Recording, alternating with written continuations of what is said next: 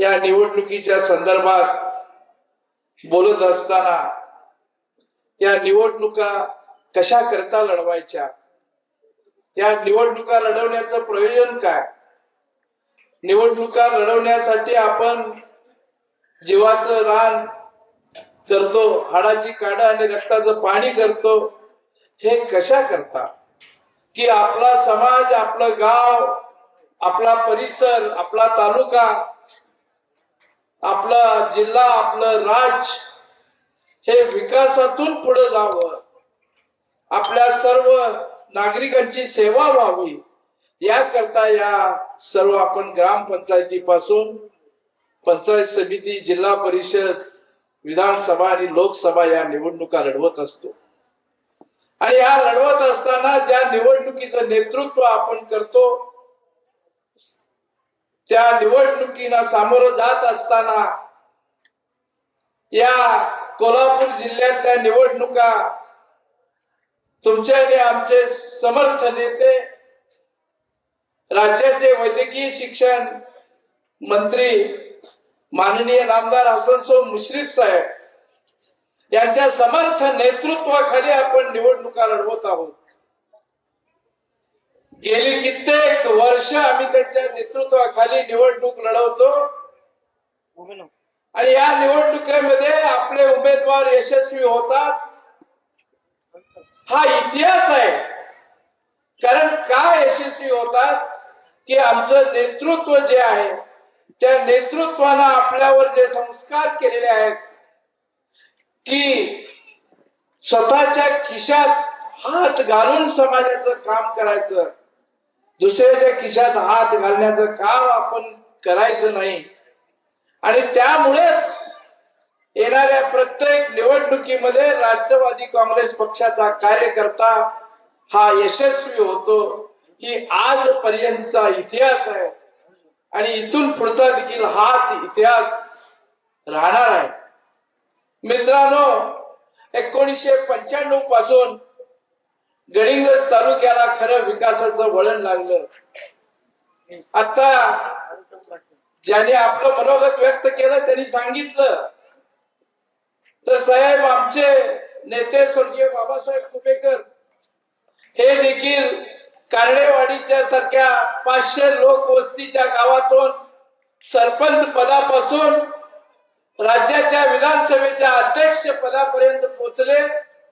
ही देखील यशवंतराव चव्हाणांचीच कृपा की त्यानंतर सरपंच पदापासून जिल्हा परिषदेचे सदस्य झाले, जिल्हा परिषदेचे कृषी सभापती झाले, 4 वेळा आमदार झाले, एकदा मंत्री झाले, एकदा विधानसभा अध्यक्ष झाले आणि एकदा राज्य नियोजन मंडळाचे कार्यकारी अध्यक्ष झाले. अशा प्रकारे ही जी संकल्पना आहे, स्थानिक स्वराज्य संस्थांच्या निवडणुकीची जी संकल्पना आहे, त्या संकल्पनेतून हे कार्यकर्ते घडत असतात आणि त्यांच्या माध्यमातूनच पुढे हे आमदार, खासदार आणि ही काय मंडळी होत असतात. मित्रांनो, तुम्हाला आणि आम्हाला विकासाचं स्वप्न ज्यांनी दाखवलं त्या स्वर्गीय बाबासाहेब कुपेकरांनी 2009 पर्यंत या विभागाचं नेतृत्व केलं, या विभागाचं प्रतिनिधित्व केलं. 2009 ला ज्यावेळी मतदारसंघाची पुनर्रचना झाली त्यावेळी हा कडगाव कौलगे गट, कडगाव कौलगे जिल्हा परिषद आणि उत्तूर जिल्हा परिषद मतदारसंघ हा कागलला जोडण्यात आला आणि 2009च्या दरम्यान याच स्टेजवरून स्वर्गीय कुपेकर साहेबांनी मुश्रीफ साहेबांना विनंती केलेली होती. अहो मुश्रीफ साहेब, मंत्री महोदय, हीच वाक्य आहेत. मंत्री महोदय, ही विकासाची संघटना, गावागावातील ही, या तालुक्यातील ही, तुमच्या मतदारसंघात येणारी संघटना ही जीवाभावाची संघटना आहे आणि ही संघटना मी तुमच्या ताब्यात देत आहे. तर या संघटनेच्या जीवावर, मी विकासाच्या कामाच्या जीवावर आजपर्यंत या विभागाचं नेतृत्व केलेलं आहे आणि विकासाचा पाया घालण्याचं काम मी केलेलं आणि त्याच्यावर शिखर चढवण्याचं काम हे मंत्री महोदय तुम्हाला करायचं आहे. आणि हे काम नामदार हसन मुश्रीफ साहेबांनी गेल्या 15-16 वर्षामध्ये आपल्या विभागात या मतदारसंघात गेल्यानंतर करण्याचं काम विकासाचं अतिशय नेटानं केलेलं आहे. त्यावेळच्या काळामध्ये नामदार स्वर्गीय बाबासाहेब कुपेकरांनी आंबेवळच्या प्रकल्पाचं काम चालू केलं, पण 3-4 वर्षापूर्वी मुश्रीफ साहेबांनी ते काम गॉर्ज भरून ते काम पूर्ण करून आज उत्तूर असेल, कडगाव असेल, जक्केवाडी असेल, शिपूर असेल, आपलं निंगनूर असेल, या सर्व या आंबेवळ ओढ्यामधून आज गिजवण्यापर्यंत पाणी नेण्याचं काम मुश्रीफ साहेबांनी केलेलं आहे. आणि या कामाच्या जीवावर, या कामाच्या शिदोरीवरच तुम्हाला आम्ही आव्हान करतो, तुम्हाच्याकडे आम्ही मतं मागत असतो. आमचं नाणं 100 नंबरी आहे, कारण काम करणार आहे. आता गेल्या ग्रामविकास मंत्री असल्यापासून या विभागातील जर बघितलं, मला वाटतं कडगाव मध्ये 30 का 40 कोटीची कामं झाली असतील.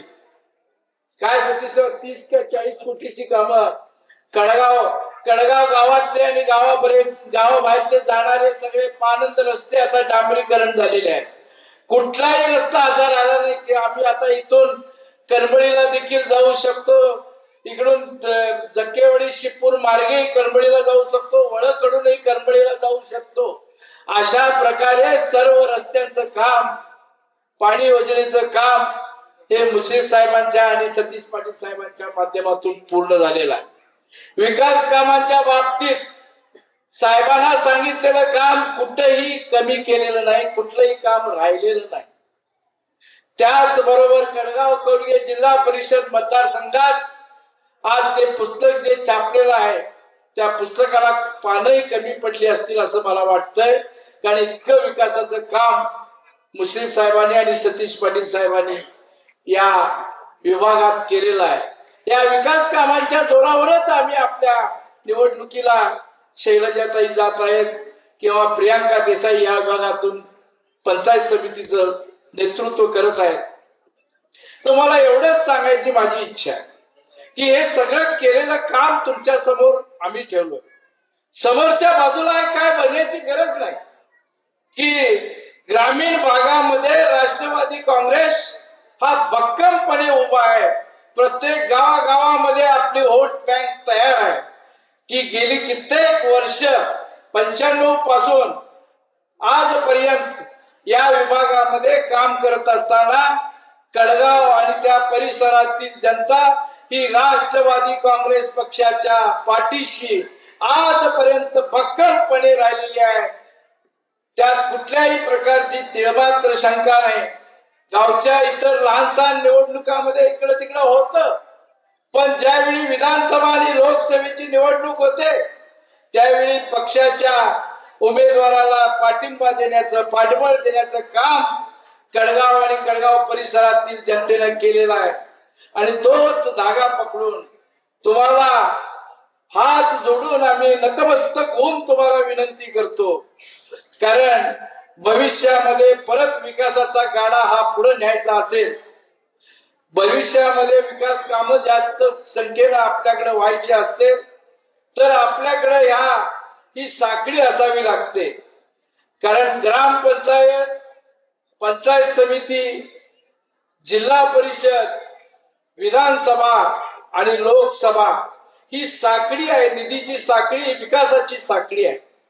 ही साखळी ज्यांच्याकडे घट्ट आहे त्यामध्ये निश्चितच आम्ही 1 नंबरला आहोत. कारण ग्रामपंचायत आमच्याकडे आहे, पंचायत समिती देखील आपल्याकडे येणार आहे, जिल्हा परिषद देखील कायम आपल्या बरोबरच आहे आणि विधानसभा मुश्रीफ साहेबांच्या माध्यमातून आपल्याकडे आहे.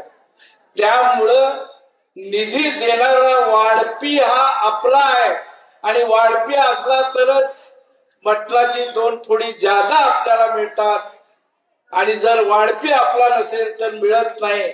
आज बरेच लोक सांगतात आमची सत्ता राज्यात आहे, देशात आहे, पण ती सत्ता जरी असली तरी त्या सत्तेचा मास्टर हा आपला आहे. त्यामुळं आणि युती शासनामध्ये आपण महायुतीमध्ये आपणही आहोत. त्यामुळे निधीची कमतरता कुठलीही आपल्याला येणार नाही. त्यामुळे येत्या 7 तारखेला तुम्हा सर्वांना आमची कळकळीची विनंती आहे. आता सुखी आली म्हणजे कसं सुया घ्या, दोरं घ्या, डाबणं घ्या, हे नंदी बैल वगैरे बरेच लोक येतील, पण त्यांचं किती ऐकायचं हे ठरवा. आणि आजपर्यंत गेल्या 20-25 वर्षाचा इतिहास, आता 2012 साली शैलजाताईंना तुम्ही आपण जिल्हा परिषदेवर पाठवला, 3-3.5 हजार मतांना त्या निवडून आल्या. त्यांनी त्यांच्या काळामध्ये जवळजवळ 6-5-6 कोटीची कामं केली त्यावेळेच्या काळात. त्यानंतर 2017 साली सतीश पाटील आले, त्यांच्या काळात जवळजवळ 135 कोटीची कामं झाली. आणि 7-8 वर्ष निवडणुकाच न झाल्यामुळं आता परत आपण 2026 ला सामोरे जात आहोत. आणि येत्या 5 वर्षात त्याच्या दुप्पट कामं झाल्याशिवाय राहणार नाहीत अशी खात्री तुम्हालाही आहे आणि मलाही आहे.